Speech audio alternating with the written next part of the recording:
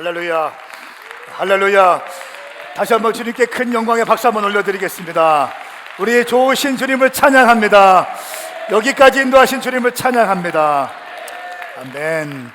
옆에 있는 분에게 한번 인사할까요? 당신은 반드시 회복되어 쓰임받게 될 것입니다. 기적의 주인공이 될 것입니다.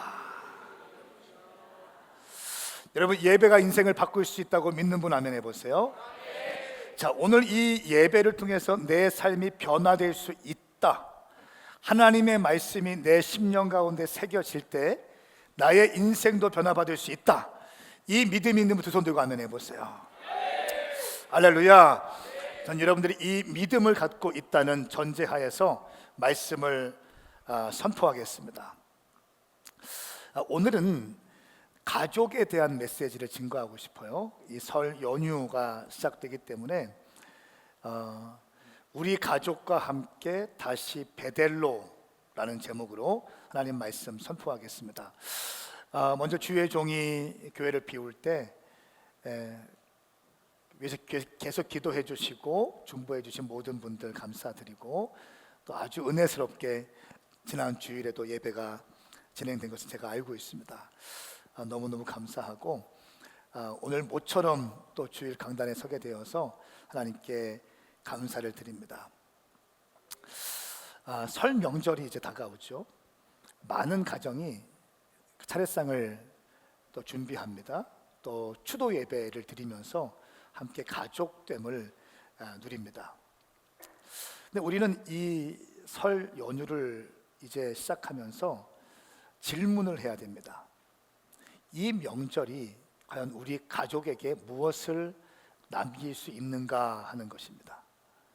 단순히 음식을 나누어 먹고 또 교제하고 윷놀이하고 또 세배하고 세뱃돈을 주고 세뱃돈을 받고 이런 설 명절, 또 모처럼 고향에 가면 고향 친구들과 함께 만나는, 나쁜 것은 아닙니다. 아주 좋은 것입니다.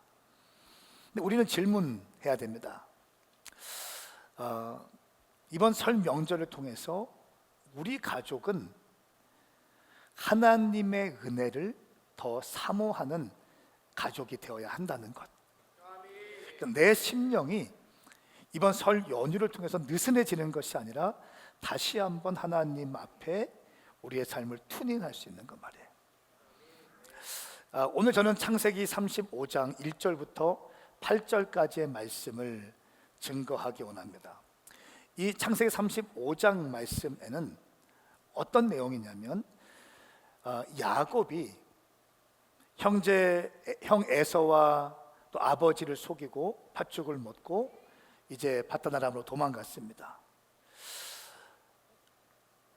그리고 거기서 20년 동안 시간을 지냈어요. 33장의 말씀에 보면 야곱과 에서가 상봉하는 장면이 등장합니다. 그러니까 이 만남을 야곱은 정말 기도하면서 준비했고 하나님이 주신 전략에 따라서 만나게 되었어요. 오랜 수건이 해결되어지는 그런 시간이었습니다. 모든 문제가 잘 풀렸습니다.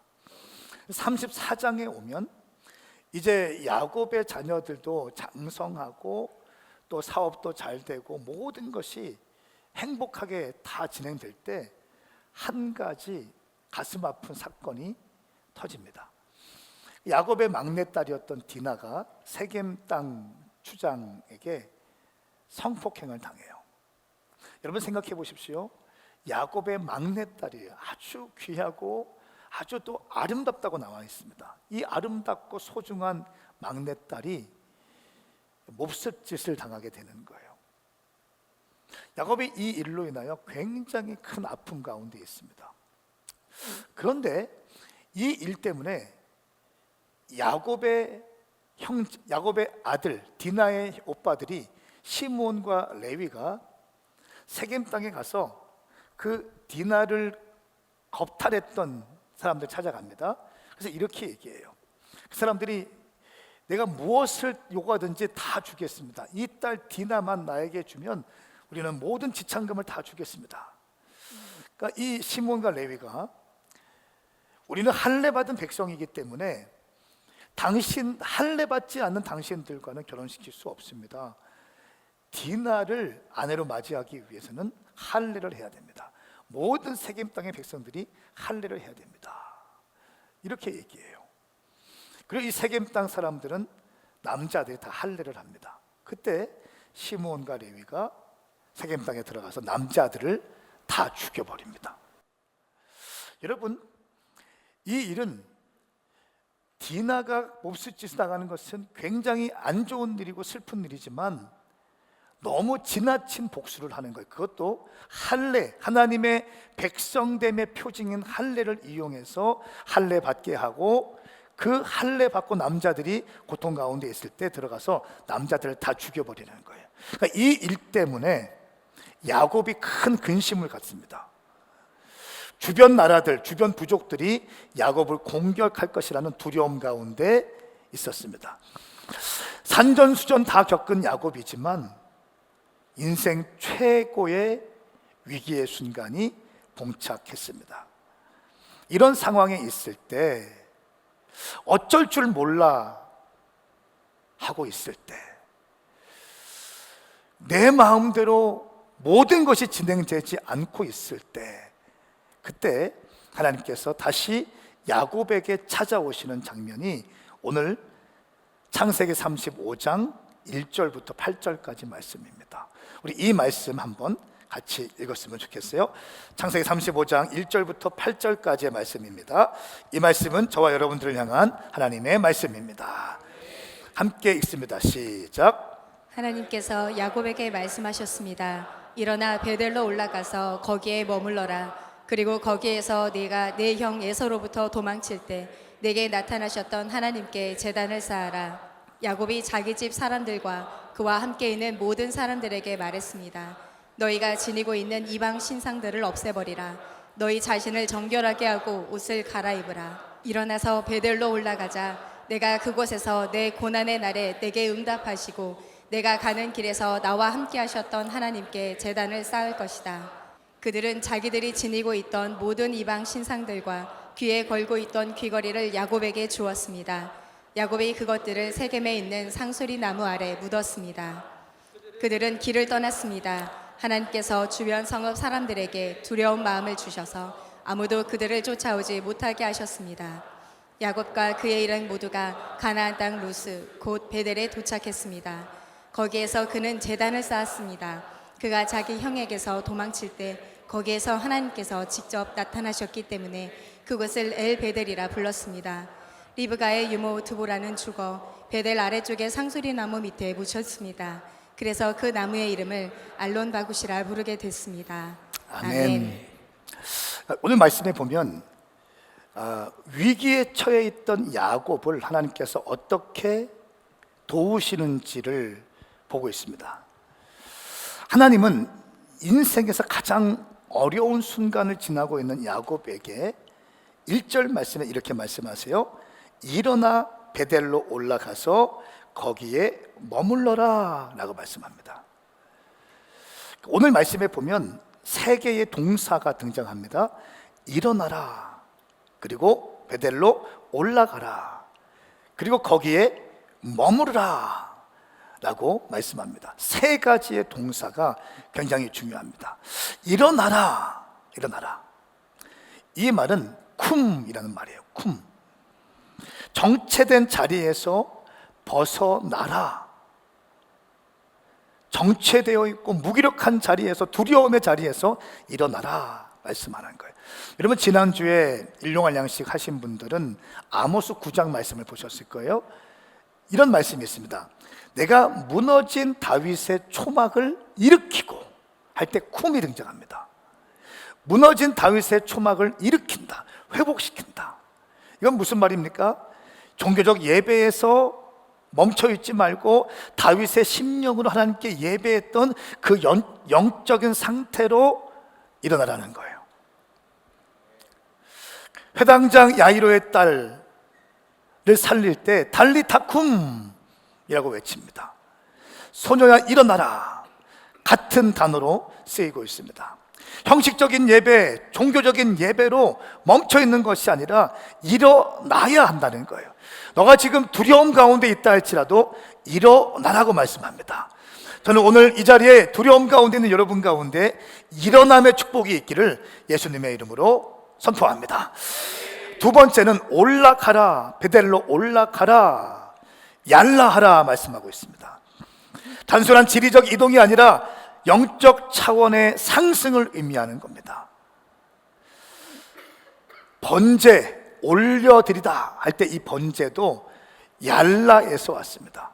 또 이스라엘 백성들 흩어진 디아스포라가 이제 이스라엘 땅 예루살렘으로 올 때 그것을 고토로 올라올다 할 때 알리야라고 할 때 이 단어도 얄라에서 파생되었습니다. 단순한 지리적 이동이 아니라 너는 영적인 차원의 상승을 해라 라고 하는 말씀입니다. 세 번째는 거주하라 라고 말씀하고 있어요.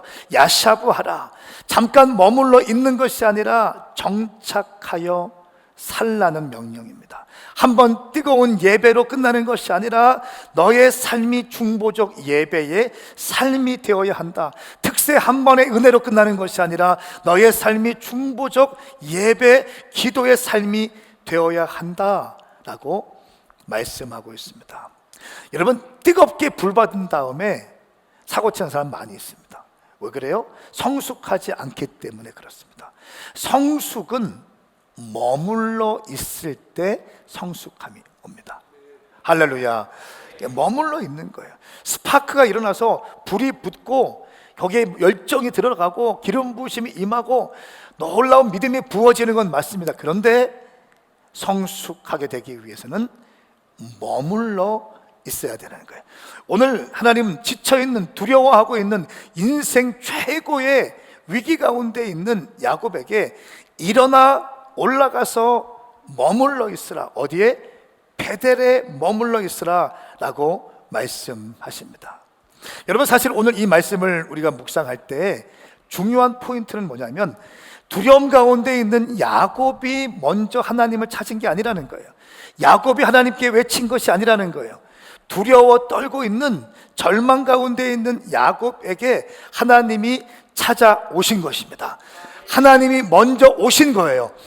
아직 온전하지 못한 모습, 아직 깨어진 모습, 아직 절망 가운데 있는 야곱 가운데 하나님께서 찾아오셨다. 이것을 칼바르트는 이렇게 얘기합니다. 선제적 은혜이다 라고 얘기해요. 선제적 은혜. 다시 말하면 인간의 어떠한 응답이나 공로에 앞서서 하나님께서 예수 그리스도 안에서 이미 먼저 다가오셔서 구원의 가능성을 열어놓으신 것을 말합니다. 하나님의 주권적이고 능동적인 은혜이다. 어쩔 줄 몰라 하고 있는 막내딸은 겁탈을 당했어요. 계속 방에서 울고 있는 거예요. 그리고 시므온과 레위는 이 문제를 해결하려고 아버지와 상의 없이 성급한 결정으로 세겜 땅을 거짓으로 언약을 맺고 남자들을 다 죽여버린 거예요. 야곱이 어떻게 손 쓸 수 있는 문제가 아니에요. 그런 가운데 하나님이 찾아오셨다. 선제적 은혜를 베풀기 위해서 오셨다는 거예요. 여러분의 인생 가운데 위기가 있고 어쩔 줄 몰라 하며 기가 막힌 상황 가운데 있을 때 하나님은 여러분 가운데 먼저 찾아오십니다.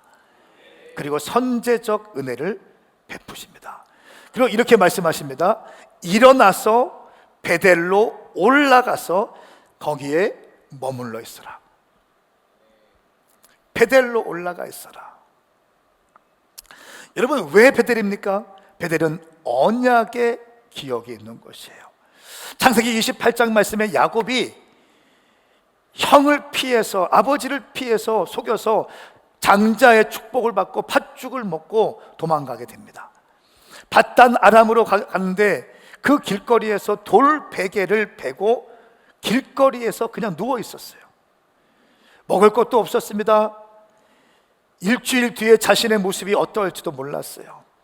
그냥 인생의 가장 위기의 순간, 아무것도 없을 때, 내 편이 되어주는 사람 아무도 없을 때, 내 인생의 미래를 확답받지 못할 때, 그때 돌베개 베고 잤던 야곱이 꿈속에서 하나님을 만나죠. 사닥다리가 있는데 천사들이 오르락내리락 하는 거예요. 그리고 거기에서 주님이 말씀하셨어요. 세 가지 말씀하십니다.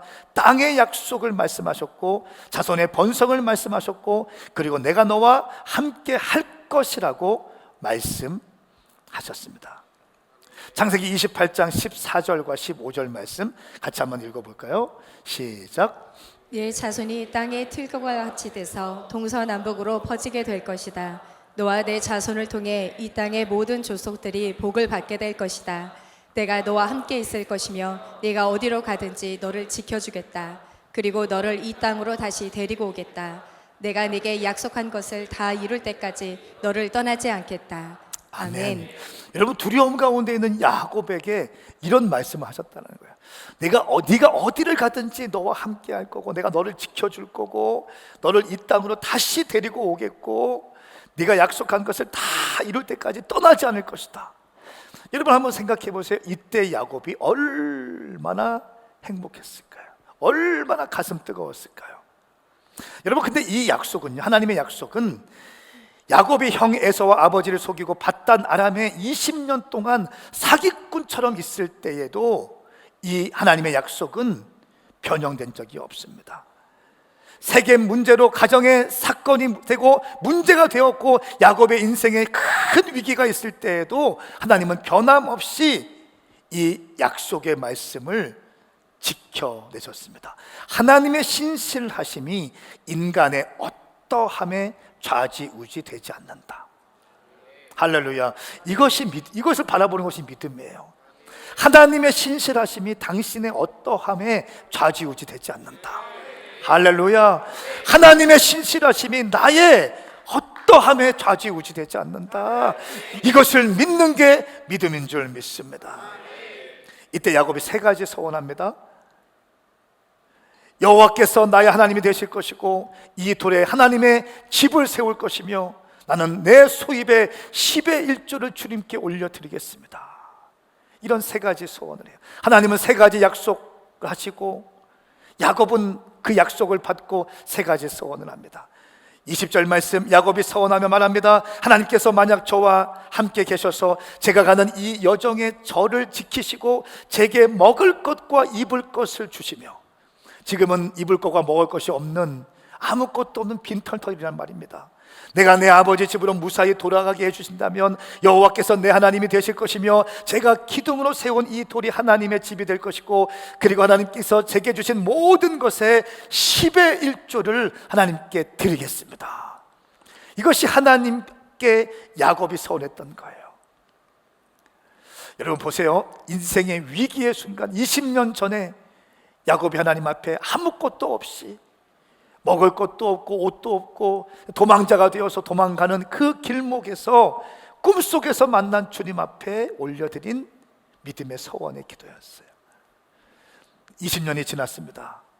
지금은 양과 염소가 있어요. 두 아내가 있습니다. 수많은 자녀들이 있습니다. 많은 사람들이 알아보게 됐고 많은 사람들이 부러워하는 사람이 됐어요. 그런데 평생 마음에 거리낌이었던 형 에서와의 만남도 아름답게 주님께서 만나게 하셨고 모든 문제가 없는 그 상황 가운데 어느 날 갑자기 막내딸이 몹쓸 짓을 당하게 되고 그 일의 과도한 복수로 두 아들들이 세겜 땅의 남자들을 다 죽여버리는 거예요. 야곱 가문 전체에 위기가 다시 시작됐습니다. 그때 하나님께서 찾아오신 것이죠. 그러면서 이렇게 말씀하십니다. 너는 베델로 올라가서 제단을 쌓아라 라고 말씀합니다. 여러분, 제단을 쌓는다는 것은 희생이 수반되는 작업입니다. 제단을 쌓는다는 것은 기쁨이 아니에요. 어떤 이벤트가 아닙니다. 이것은 내 희생이 수반되는 작업이에요. 내 것을 떼서 주님께 올려드리는 겁니다. 기념비를 세우는 예배가 아니에요. 헌신이 동반되는 예배가 바로 제단을 쌓는 것입니다. 여러분, 저희가 최근에 1000번제를 저희 교회도 두 번째로 했죠. 1000번제 기도 운동을 두 번째로 지금 진행하고 있습니다.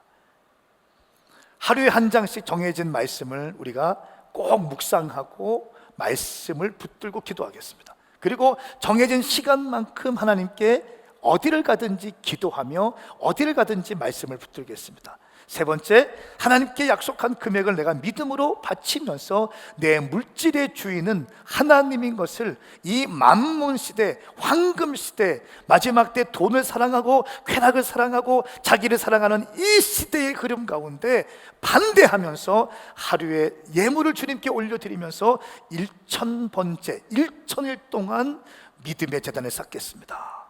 이런 고백을 하고 지금 가고 있단 말이에요. 여러분, 이것은 사실 고통스러운 일이에요. 우리가 미국에 갔을 때에도 매일 아침마다 피곤한데 모여서 1시간 반 동안 아모스 말씀 1장 말씀을 묵상했어요. 그리고 우리 교회를 위해 기도하고 성도들을 위해 기도하고 권사님들을 위해 기도하고 청년들을 위해 기도하고 사역자들을 위해 기도하고 오늘 할 집회를 위해 기도하고 아침마다 기도했다는 거예요. 저녁마다 모든 사역이 마치면 또 모여서 함께 기도하면서 하나님께 영광을 올려. 여러분, 이거 우리가 왜 이렇게 해야 되는 거죠? 작은 틈만 보이면 마귀는 우리를 공격하기 때문에 그렇습니다. 할렐루야. 마귀의 공격 앞에 우리가 보호되기 위해서는 말씀과 기도가 없으면 끝까지 갈 수 있는 사람이 아무도 없어요. 저는 선포하고 축복합니다. 여러분의 인생 가운데 말씀과 기도가 매일 일상이 되기를 예수님의 이름으로 축복합니다. 하나님은 인생의 위기 가운데 빠져있는 야곱에게 다시 베델로 올라가라. 네 인생 20년 전에 가장 어렵고 가장 배고프고 가장 힘들었던 그 순간, 아무도 너를 주목하지 못했고 그저 도망자의 청년이었던 빈털털이었던 그때, 그러나 네가 주님을 향했고 내가 약속했던, 그리고 네가 하나님께 서원했던 너와 나만이 아는 그 은밀한 로맨스의 현장 베델로 올라가라. 할렐루야. 여러분 삶 가운데 위기가 있을 때 영적인 베델로 올라갈 수 있기를 예수님의 이름으로 축복합니다. 그리고 그곳에서 제단을 쌓는 거예요. 희생의 제단을 쌓아가는 것입니다. 그리고 이렇게 야곱이 이야기합니다. 2절 말씀에 자기 집 사람들과 함께 있는 모든 사람들에게 말합니다. 너희가 지니고 있는 이방 신상들을 없애버리고 너희 자신을 정결케 하고 옷을 갈아입으라. 일어나서 베델로 올라가자. 내가 그곳에서 내 고난의 날에 내게 응답하시고 내가 가는 길에서 나와 함께 하셨던 하나님께 제단을 쌓을 것이다. 여러분, 야곱이 세 가지를 요청합니다. 첫 번째는 이방 신상을 없애버려라. 여러분, 사실 야곱이 삼촌의 집에서 나올 때 자기의 아내 라헬이요, 르비딤을 훔쳐서 왔습니다. 가족 우상을 훔쳐왔거든요. 이것은 무슨 말을 의미하냐면 야곱 가정 가운데, 가문 가운데 하나님을 섬기고 있지만 나름대로 만들어 놓은 우상의 영향력 안에 있다는 것을 의미합니다. 그래서 야곱이 첫 번째, 우상을 깨뜨리고 우상을 버려라. 여러분, 우상은 우리가 잘 아는 것처럼 하나님을 사랑하는 것 외에 하나님보다 더 사랑하는 것이 우상입니다. 아멘. 하나님보다 더 사랑하는 거. 여기 하나님 사랑하지 않는 사람 아무도 없을 거예요. 하나님 사랑하시는 분 아멘 해보십시오. 사랑하면 증거가 있어야 되잖아요. 증거가. 시간을 하나님께 드리는 거, 재정을 하나님께 드리는 거, 이게 다 사랑의 관계예요. 그렇죠? 사랑하면 재정을 드려요. 사랑하는 자녀들에게 뭐가 아깝겠어요? 다 주고 싶은 거예요. 생명까지 다 주고 싶은 거예요. 그렇죠? 다 주고 싶은 거예요. 시간 다 주고 싶은 거예요. 자녀들에게. 사랑하면 다 주고 싶은 거예요. 하나님 외에 다른 우상들, 하나님보다 더 사랑하는 그것, 자녀가 될 수도 있고요, 재물이 될 수도 있고요, 성공이 될 수도 있고요. 하나님보다 더 사랑하는 것들을 하나씩 하나씩 제거해야 될 줄 믿습니다. 두 번째는 자신을 정결하게 해라 말씀합니다. 여러분, 요즘에 우리가 핸드폰을 보고 있으면 그냥 가만히 있으면 알고리즘이 뜨잖아요. 정치 컨텐츠 하나 보면 정치가 계속 뜨잖아요. 쇼핑 보면 쇼핑 계속 뜨잖아요.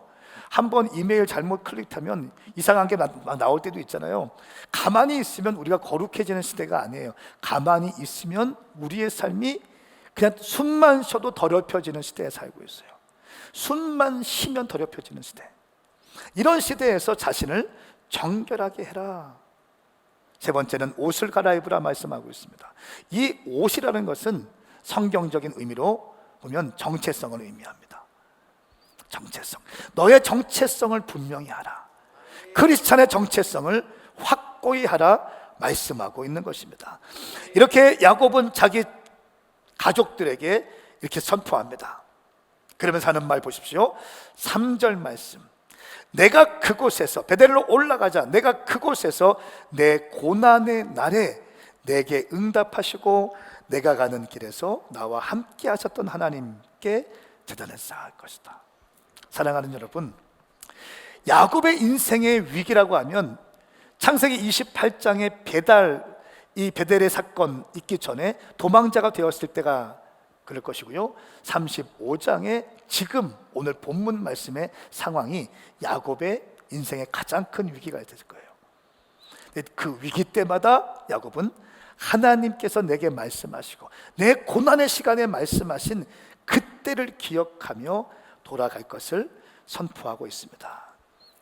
자, 그래서 모든 가족들이 어떻게 합니까?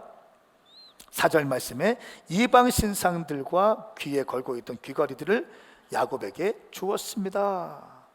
야곱의 가족 안에도 이방 신상들이 이미 있었다는 거예요. 하나님도 섬기고 있었지만 이방 신도 섬기고 있는 거예요. 사랑하는 여러분, 아브라함과 이삭과 야곱, 아브라함을 할아버지로 둔 야곱도 이방 신상이 있었다는 거예요. 저는 선포하고 축복합니다. 오늘 이 자리에 있는 여러분 가운데 하나님 외에 다른 이방 신들을 제거할 수 있기를 축복합니다. 축복합니다. 이 이야기를 듣고 이방의 우상들을 세겜 땅에 다 묻게 되었습니다. 그 결과 5절 말씀 함께 읽습니다. 시작. 그들은 길을 떠났습니다. 하나님께서 주변 성읍 사람들에게 두려운 마음을 주셔서 아무도 그들을 쫓아오지 못하게 하셨습니다. 아멘. 아멘. 하나님께서 주변 성의 사람들에게 두려운 마음을 주셨다는 거예요. 원래는 야곱에게 두려운 마음이 있었는데 이 자기 자신을 정결케 하고 또 회개하고 우상 숭배한 것들 다 버리게 되니까, 옷을 갈아입으니까 어떤 일이 있습니까? 이제 주변 사람들이 야곱을 볼 때 두려워하는 마음으로 바꿔주셨다는 거예요. 여러분, 모든 문제의 키는 외부에 있는 것이 아니라 내부에 있습니다. 아무리 상황이 어렵게 된다 할지라도 내 안에 말씀만 살아있으면 승리하게 되는 거예요. 할렐루야. 기도만 살아있으면 승리하게 되는 거예요. 내 안에 주님을 향한 사랑만 살아있으면 승리하게 되는 거예요. 환경과 상황은 우리 인생 가운데 계속 일어날 거예요. 이 문제가 해결되면 또 다른 문제가 생겨요. 자녀의 문제가 해결되면 재정의 문제가 생겨요. 재정의 문제가 해결되면 건강의 문제가 생겨요. 건강의 문제가 해결되면 관계의 문제가 생겨요. 인생은 끊임없이 문제를 끌어안고 살 수밖에 없어요. 그래서 내 안에 기도의 불과 말씀의 불이 살아있을 때만 우리는 승리하게 되는 줄 믿습니다. 두려움 가운데 있는 야곱에게 선제적 은혜를 베푸신다. 칼바르트가 이렇게 얘기했어요. 하나님은 선제적 은혜를 베푸시는 분이시다. PPT 넘겨주세요. 선제적 은혜를 주시는 분이다 말씀하고 있습니다. 아직 온전하지 못한 우리 인생 가운데 하나님께서 선제적 은혜를 베풀어 주신다는 거예요. 온전치 못한 우리 가운데 선제적 은혜를 베풀고 시작하신다는 거예요. 이거 아니면 우리는 이 자리에 설 수 없는 거예요. 다시 말하면 하나님은 당신에 대한 끊임없는 기대감을 갖고 계신다는 거예요. 깨어진 모습, 무너진 모습, 흠이 있는 모습, 죄 가운데 있는 모습, 그런 가운데 선제적 은혜를 베푸신다는 거예요. 여러분, 저는 설을 맞이하여 온 가족이 함께 다시 베델로 올라가라 라는 제목으로 말씀을 선포하고 있습니다. 하나님께 온 가족이 나아가는 거예요. 우리 대한민국 땅에 복음이 들어왔죠. 복음이 들어오면서 가장 먼저 역사와 전통, 문화라고 할 수 있는 제사, 대한민국 이 조선 땅의 제사가 너무 중요하잖아요. 제사 문제가 가장 먼저 부딪히게 되는 거예요. 이 제사는 우리 조선 땅에, 대한민국 땅에 효도와 연결되어져서 아주 중요하게 여겼던 건데, 예수를 믿는 사람들은 하나님을 믿는다는 이유로 제사를 지르지 않는 거예요. 절하지 않는 거예요. 그래서 사실 수많은 사람들이요, 제사 지키지 않기 위해서 씨름하다가 순교한 사람도 많이 있었습니다. 이 제사 문제가 사실은 일제치하로 넘어오면서 신사 참배와 연결되어집니다. 이 제사는 어떤 사람들은 이것은 전통이고 효의 방식이라고 얘기했어요. 근데 예수의 복음을 받아들이는 사람들은 이것은 우상숭배라고 얘기해드렸어요.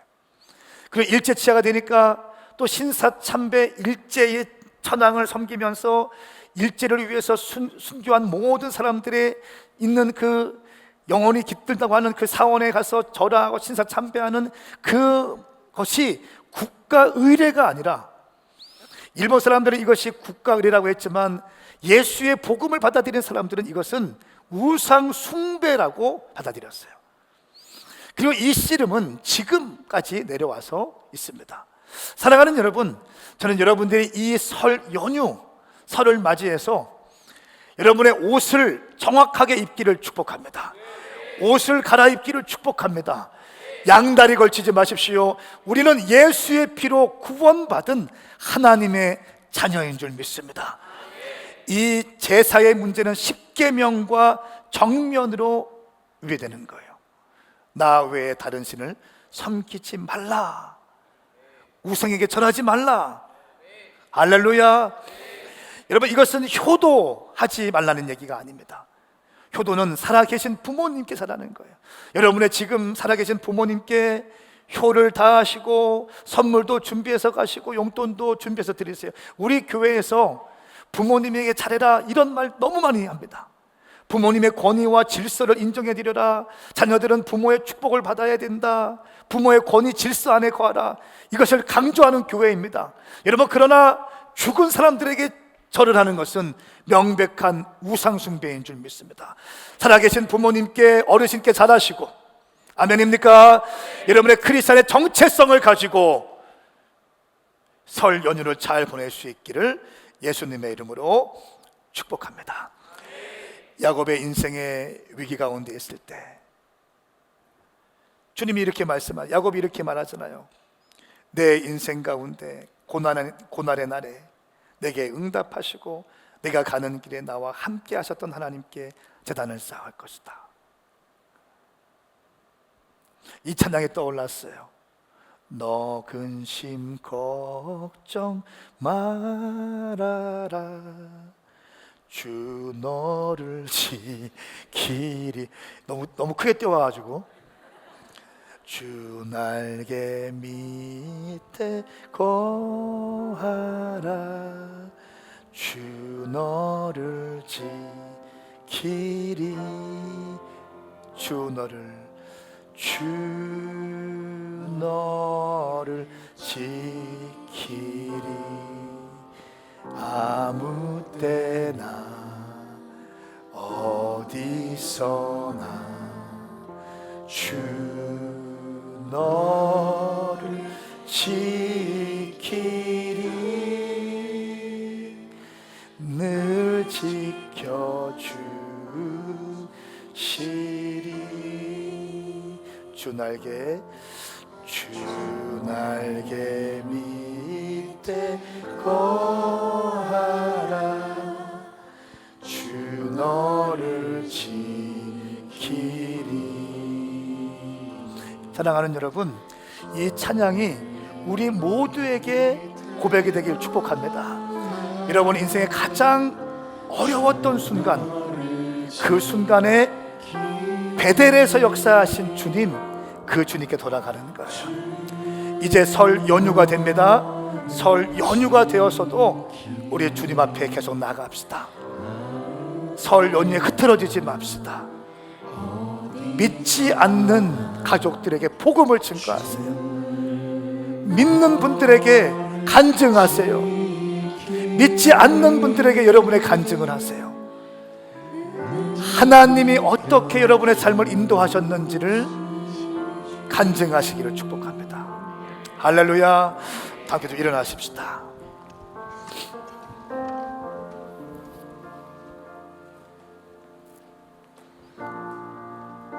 야곱은 드디어 베델로 올라갑니다. 드디어 가족들에게 우상을 제거하라고 합니다. 그리고 세겜 땅에 우상의 모든 것을 심습니다. 묻어버립니다. 그리고 베델로 올라가서 6절 말씀에 거기에서 그는 제단을 쌓았습니다. 그 결과 9절 말씀에 가면 이런 말씀이 있어요. 야곱이 밧단 아람에서 돌아온 후 하나님께서 그에게 다시 나타나셔서 복을 주셨습니다. 할렐루야. 사랑하는 여러분, 인생의 위기 가운데 있는 분, 두려움 가운데 있는 분, 다시 베델로 올라가십시오. 다시 주님과의 로맨스가 있는 그 예배 현장, 여러분이 주님께 서원했던 그 현장, 하나님께서 나와 함께 하시면, 하나님, 내가 이곳에 하나님의 집을 짓겠습니다. 하나님은 나의 하나님이 되겠습니다. 내가 내 소득의 10의 1조를 드리겠습니다. 그 언약을 여러분 혹시 잊어버리지 않았나요? 20년 동안 살아오면서 야곱은 수많은 아내와 수많은 자식들을 보유하고 양과 염소를, 수많은 재산이 증식되어졌어요. 단 20년 만에 엄청난 축복을 받았어요. 그런데 하나님과의 언약을 잊어버리고 있었습니다. 오늘 주님은 말씀하는 거예요. 다시 베델로 올라가라. 저는 이 설 연휴가 여러분들이 다시 베델로 올라가서 거기서 주님 앞에 단을 쌓는 은혜의 회복의 시간 될 수 있기를 예수님의 이름으로 축복합니다. 우리 시간 찬양하시면서 주님 앞에 나아가겠습니다.